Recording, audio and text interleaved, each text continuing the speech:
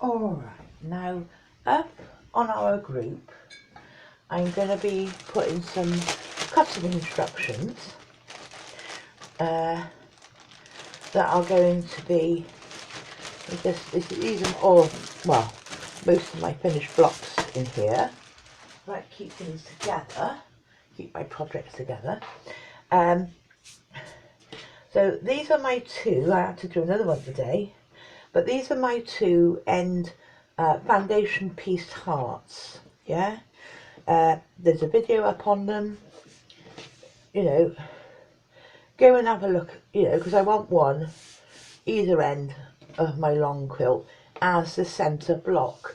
So when you see the cutting instructions that says end heart block go up, we're going to be cutting borders, straight strips, to border this to make it into a 12.5 inch finished block, 12.5 inch in the finished block.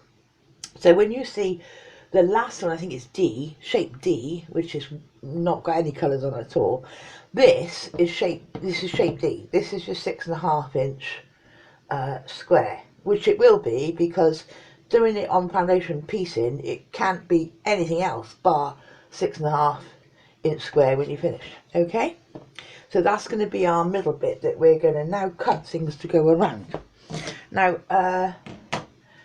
looking at my instructions, there's a band of blue at the top and a band of blue at the bottom, and they are 1.5 inches cut by 12.5 inches, which is the width of the square.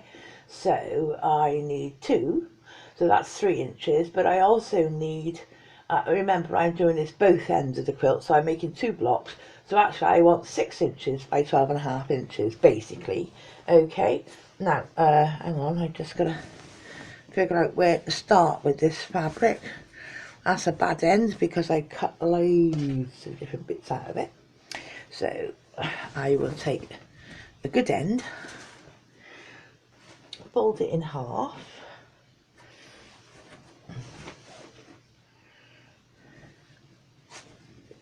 I'm going to have to just put that together as best I can and give it a shake to get it to lie nicely for me. Yeah, and actually I think I'll turn it over because quite often, yeah, see, I like to see that the selvage ends so that I can see that they're matching as best I can up there. Alright, that's fine. So now I've got it cut in a way that I can work with it. Yeah. And you, I need to move the camera a minute. I need the camera to go a little bit more up the table. There we are. That's better. So,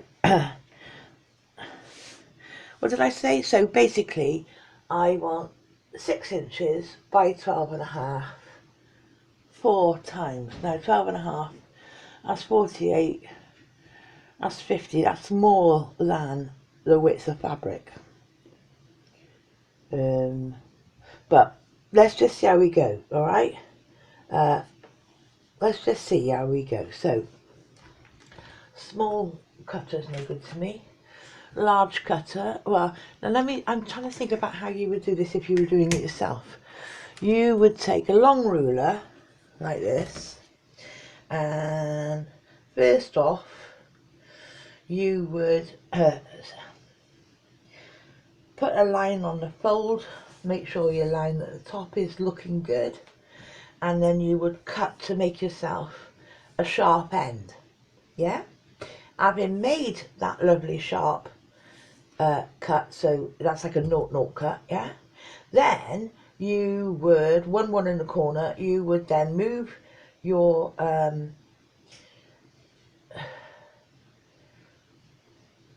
ruler, keeping it straight on the line here. So that was your 6 inch line would be on your lovely straight 0-0 cut. and then you would cut your 6 inches right across. That's how you would be doing it if you were using a normal straight ruler. Now I'm not, am I? Oh, no news. We don't do that. Right, so I put on my lovely ruler, and one of the reasons I gotta watch this because I can see my material's not quite the same there. One of the reasons I like using a big template ruler like this is because obviously I'm on guided slots, which means I can't deviate, I can't wiggle woggle against a straight line. It sits in a slot that keeps it straight and true. So I'm just cutting my 0-0 line and getting rid of, because as you can see my edges, look, some are skinny, some are fat, so now I know they're on that 0-0 line cut has made it all true, yeah, and the right angle is here, so I know that this is all true. So I'll cut,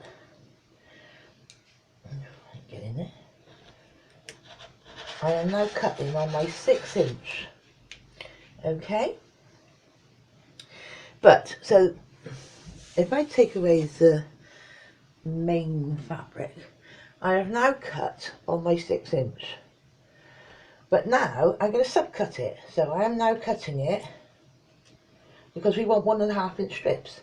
So I'm now cutting it on my 3 inch line, and I'm cutting it on my 1.5 inch line, and I'm cutting it on my 4.5 inch line. Yeah. So now, if I've done that successfully, hang that back up out of the way, thank you. I have got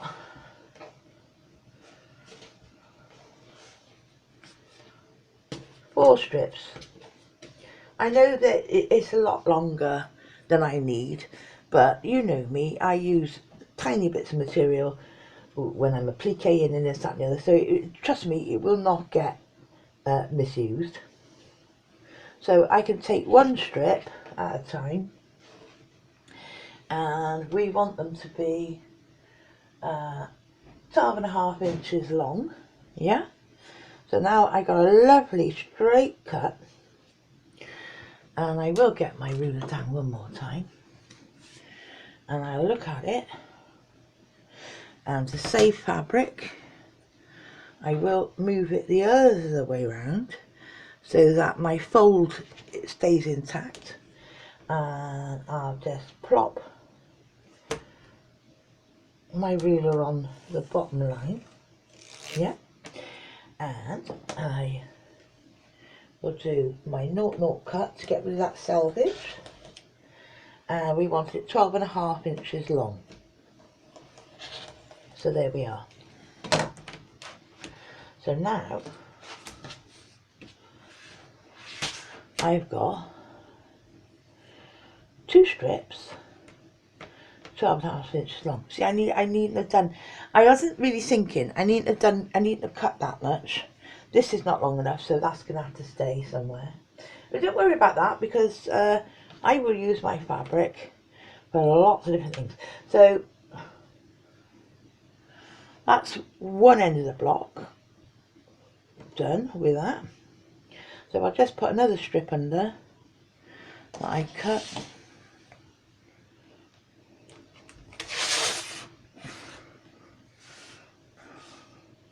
It's hard one-handed to put this down straight, but I try it.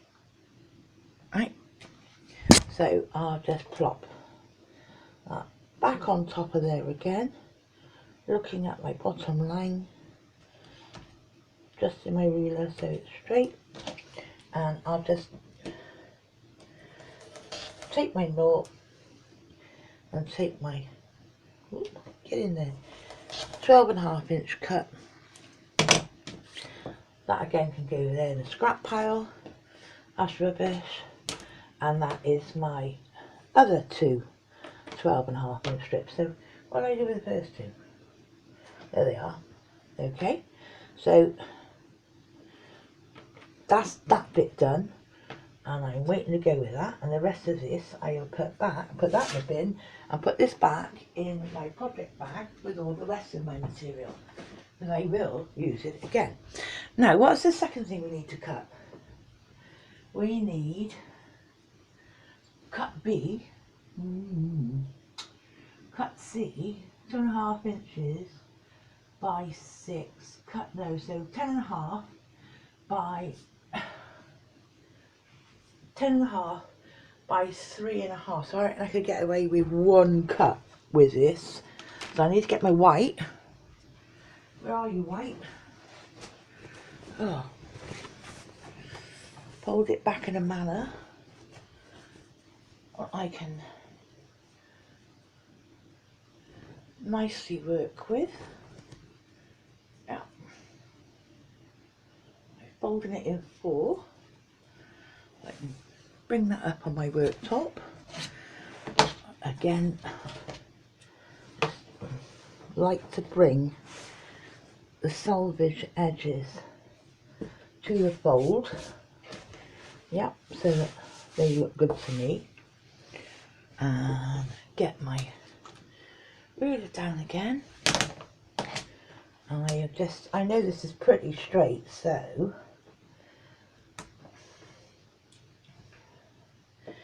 I'll just do my 0.0 line across there. And what do we say these need to be deep? 3.5. So I'll cut 3.5 there. Take that away a minute.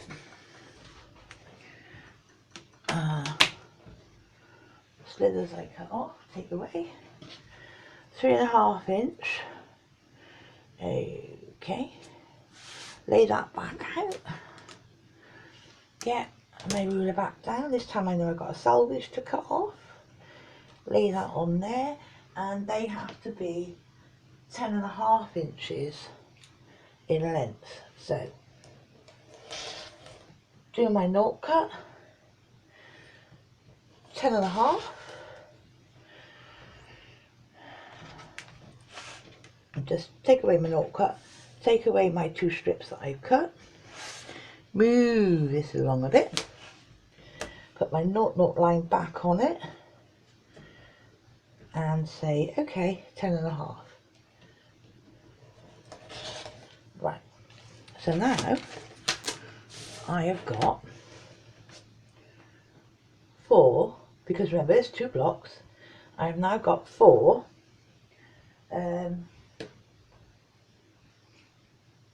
of block B, and the last one I need to do is C, which is 2.5 by 6.5.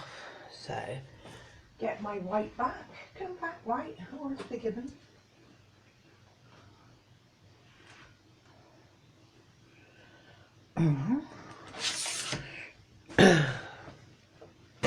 Now though I've just cut that, I don't trust anything. So though I've just cut that, I've moved the fabric, which may have moved the underlining layers. So I will just do a slither of an 0 cut, and we said these were 2.5. I'll just double check. Yeah. Now I don't mind doing width of fabric to 2.5, because there's an awful lot of things we make from a 2.5 inch strip, aren't there? So I'm not worried about that. So 2.5 minus the rubbish. Again, this is still in half. It folds down this end. So plop that back on. I can take away the salvage, whatever you like to call it. And these are 6.5 inches wide. So take my 0.0 cut, 6.5. What, 6.5 and 6.5? 13, I should think, is it? Am I right? Yeah. 13, right. So I've got that bit left over, but it is a 2.5 inch width strip, so that's fine by me. A little bit of wastage, 1, 2, but of course, as you know, these are doubled up, so now I've got 4 of that, so that's that cut. And what's the next thing? Oh, yeah, the next thing is D, which is, put that away, which is one of these blocks. One of these blocks is D, okay? So we're ready to put some stuff together. All right, so now this is our D, our central block. We know that it's completely 6.5 inch square because we've made it on a piece of paper that cannot move, and we've cut those dotted lines as our, outside line after we finished. Then we took all the paper pieces off the back, so we know that that is hopefully more or less a perfect 6.5 inch square.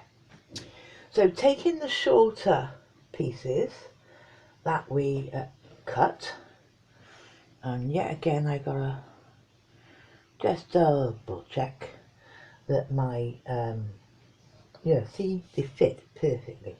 I'm just double checking my white on white because it's one of the most difficult fabrics to see. No seams to worry about.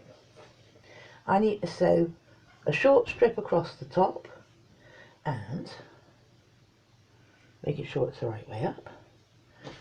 Always turn things around. I need to sew a short strip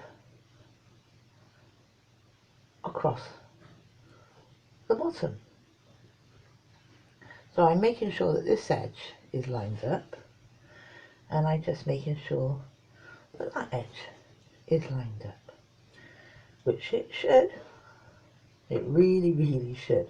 Okay, so the heart should be that way up. So 1/4 inch seam across the top, 1/4 inch seam across the bottom. Don't worry so much about a scant quarter. Do a 1/4 inch seam because there's not very many seams in this. Okay, this should work out well. So 1/4 inch, 1/4 inch, and then we'll iron that out. I hope you remembered you've got a point here.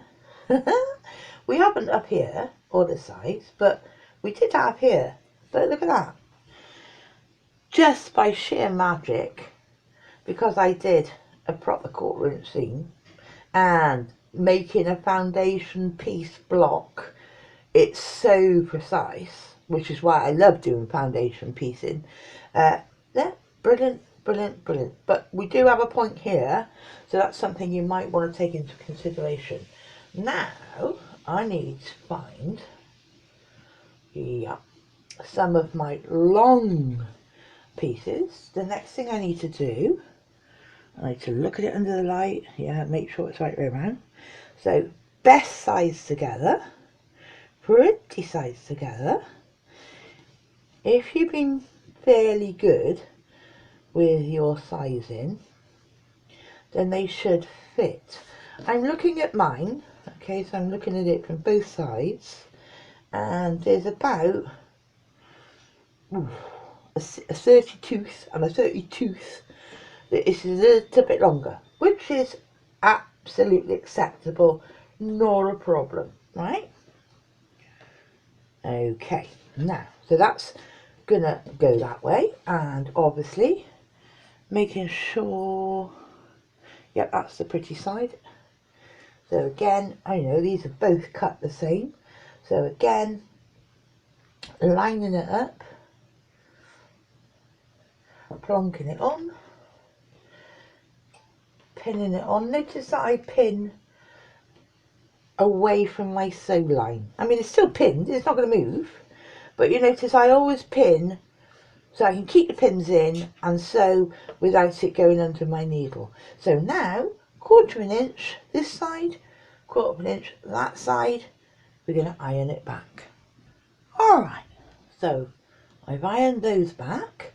So now I'm hoping that your block is beginning to look like this. Now the next thing we need to do is take your 1.5 inch stripes. Now it doesn't, with mine they're not really it doesn't really matter, it doesn't show too much no matter which way up I do it. But if you are using a fabric that needs to, remembering this is going to hang down off the bed, yeah, so it's going to be that way up, so our blocks are going to be all in a straight line that way from the top. So this needs to be the right way up for the heart, yeah, if you've got, you know, if you're using a fabric with a one-way print.